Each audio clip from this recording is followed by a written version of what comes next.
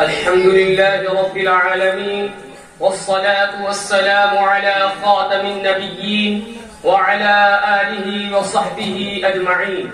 أما بعد، فأعوذ بالله من الشيطان الرجيم. بسم الله الرحمن الرحيم. إنما المؤمنون إخوة فأصلحوا بين أخويكم واتقوا الله لعلكم ترحمون. صدق الله العظيم. أيها الإخوة البررة، يجب على المسلم لأخيه المسلم أن يحب له خير الدنيا والآخرة.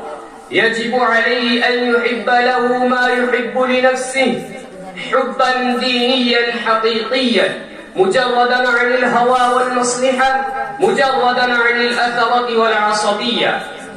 إن محبة المسلم لأخيه المسلم من لوازم الموالاة، كما هي باب من أبواب الخير في الآخرة.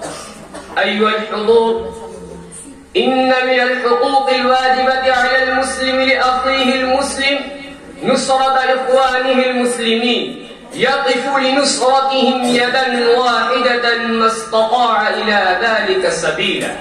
ومن أكبر الحقوق الواجبة على المسلم هو حق النبي صلى الله عليه وسلم، وهو قائد الإنسانية ورحمة للعالمين.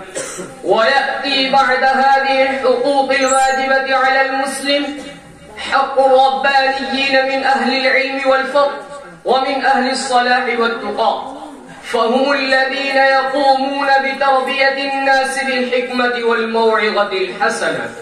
أيها الإخوة، قال النبي صلى الله عليه وسلم: لا يؤمن أحدكم حتى يحب لأخيه ما يحب لنفسه.